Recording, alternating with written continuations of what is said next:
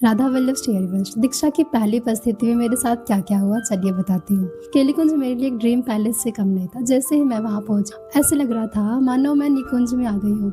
वहाँ बहुत सारे बाबा खड़े थे और लग रहा था जैसे कि वो श्री जी की नित सखियाँ हों और केवल हमारे लिए ही पृथ्वी पर आई हो। और पता नहीं वहाँ क्या हुआ कि अपने आप ही राधा वल्लभ श्री हरिवंश, राधा वल्लभ श्री हरिवंश मेरे मुख से निकलने लगा। वहाँ एक अलग ही एनर्जी थी जो मैं आपको बता नहीं सकती हूँ। उसके बाद मैंने एक बाबा से पूछा कि बाबा मुझे दीक्षा की उपस्थिति करानी है।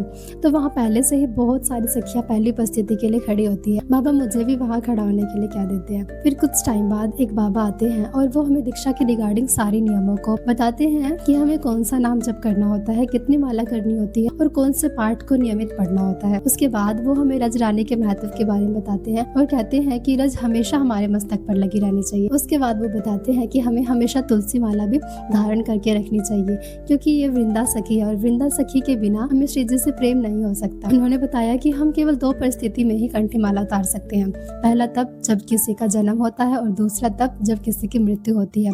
बाकी किसी भी परिस्थिति में हमें कंठी माला को नहीं उतारना चाहिए। बाबा बताते हैं कि कंठी माला वही धारण कर सकते हैं जो अनियन गार्लिक का सेवन नहीं करते। फिर मुझे एक टेंशन शुरू हो गई कि यार हमारे घर तो अनियन गार्लिक का खाना बनता है तो मैं कैसे धारण करूंगी। तो मैं बाबा से पूछती हूँ कि बाबा क्या मैं धारण कर सकती हूँ, हमारे घर तो अनियन गार्लिक का खाना बनता है। तो बाबा साफ साफ इनकार कर देते हैं कि नहीं, आप धारण नहीं कर सकते जब तक आपके परिवार वाले अनुकूल ना हो जाए। तो उस समय बहुत दुख होता है और रोना भी आता है कि क्या मैं इस लायक भी नहीं कि कंठी माला धारण कर पाऊँ। तो बस उस समय श्री जी प्रेरणा देती है कि तू क्यों रो रही है, तो मुझ पे सब कुछ छोड़ दे। बस श्री जी पे सब कुछ छोड़ते हुए पहली उपस्थिति की पर्ची ले लेती हूँ। उसके बाद हम श्री जी के दर्शन करते हैं। श्री जी इतनी अद्भुत, इतनी सुंदर लग रही थी ना कि मैं क्या बताऊँ। बस मन कर रहा था कि उनको निहारती जाऊँ। उसके बाद हम बाहर आ जाते हैं और फिर कुछ सामान खरीदते हैं। फिर हम वृंदावन से घर आ जाते हैं और फिर मेरे साथ एक चमत्कार होता है। श्री जी की कृपा से सारे नियमों को फॉलो करना शुरू कर देती हूँ।